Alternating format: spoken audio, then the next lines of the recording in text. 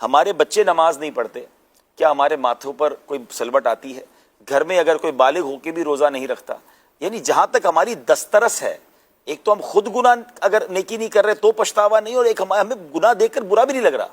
وہاں بھی اپنے پر غور کرنا چاہیے کہ اتنا دل سخت ہو گیا کہ مجھے اللہ کی نافرمانی دیکھ کر بھی کوئی ٹینشن نہیں ہے، اور خاص طور پہ ان لوگوں میں جو میرے کنٹرول میں بچے ہیں، ہماری فیملی ہے، تو ایک حد تک تو آپ نے کوشش کرنی پڑے گی نا، پھر ٹھیک ہے اس کے بعد جہاں پھر دین ہمارا اجازت دیتا ہے، لیکن لمٹ بھی نہیں، مطلب کسی کو فکر ہی کوئی نہیں ہے۔ بچوں کا بگڑ جانا، میں ایسی فیملیوں کو جانتا ہوں، اور یقین کریں آنسوؤں سے روتے دیکھا۔ میں ایک فیملی کو جانتا ہوں، یعنی پیسے اتنے کہ آپ گن نہ سکیں، ٹھیک ہے نا، لمٹ لیس، اور تکلیف ایسی کہ آپ سوچ نہ سکیں۔ اچھا، اور تکلیف کیا ہے؟ اولاد بگڑ گئی، یعنی ایسی بگڑی اولاد کہ مطلب ماں باپ کہ میں تو تکلیف دیکھتا ہوں نا، جب جا کے ان کی باتیں سنتا ہوں تو میں کہتا ہوں کیا یار اس پیسے کا فائدہ، یعنی اتنا پیسہ، اچھا بیٹا بھی ایک ہی ہے، مطلب دو شاید بیٹے لیکن ایک بیٹا بڑا بیٹا، مگر جب ان کی تکلیف میں دیکھتا ہوں تو میں سوچتا ہوں کہ یار یہ پیسے کمانے کی طرف جتنی توجہ دی گئی تھی، جتنا کاروبار کی طرف توجہ دی گئی تھی، اگر تھوڑا حصہ بھی بچے کو سنبھال لیا جاتا نا، تو بچے کا جو سکھ ہے نا، میں آپ کو صحیح بتاؤں،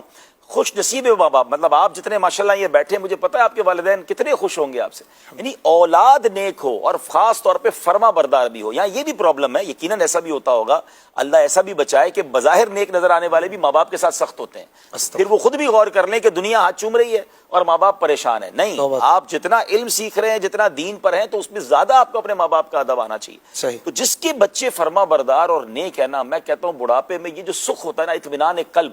اس کی کوئی قیمت ہی نہیں ہے، اس کا کوئی مول ہی نہیں ہے۔ صحیح تو یہ اور یہ کسی دولت سے نہیں مل سکتا، کسی دولت سے نہیں مل سکتا، اور آپ اس پر توجہ نہیں دیتے جو لوگ نا، آخر میں وہ پچھتاتے ہیں، وہ تکلیفیں اٹھاتے ہیں۔ اور اب جو یہ ٹرینڈ چلا ہے کہ بھائی بچے کو بہترین تعلیم دلانی ہے، اوورسیز میں تعلیم دلانی ہے، بہترین انسٹیٹیوٹ میں بھیجنا ہے، دیکھیں اگین ہم دعوت اسلامی والے تعلیم کے خلاف نہیں ہیں، مگر وہ تعلیم تو نہ دلائے نا جو بچے کو دین سے ہی دور کر دے، جو بچے کو نمازوں سے دور کر دے، جس کے اخلاق، ایمان، عقیدے سب برباد ہو جائیں، اور آپ خوش ہوتے رہیں کہ اتنی ساری ڈگریاں مل گئی ہیں۔ یعنی اب جو اس وقت حالات چلتے جا رہے ہیں، جو بڑے بڑے اداروں میں ہم دیکھ رہے ہیں، تو پہلے تو ہمیں سب سے پہلے بچوں کی صحبتیں چیک کرنی چاہیے۔ وہ کہتے ہیں نا بچے کہ تم دوست بن جاؤ، ورنہ بعد میں کوئی ایسا دوست بنے گا کہ زندگی بھر کا پچھتاوا ہو جائے گا۔ ہم بچوں کو دور کر رہے ہیں، اور بچے وہاں جا کے بیٹھ رہے ہیں اور وہ لرن کر کے آ رہے ہیں، جب پھر ایک دھماکہ ہی ہوتا ہے۔ ماں باپ کہتے ہیں میرا بچہ کمرے میں بیٹھا پڑھ رہا ہے، میرا بچہ کمرے میں بیٹھ کر کمپیوٹر پہ کوئی ریسرچ کر رہا ہے، پھر کچھ اچھی ایسی عجیب ریسرچ کر کے آتی ہے باہر کے، پھر ساری زندگی پریشان ہوتے ہیں۔ تو پلیز نظر رکھیں، اپنے ساتھ رکھیں،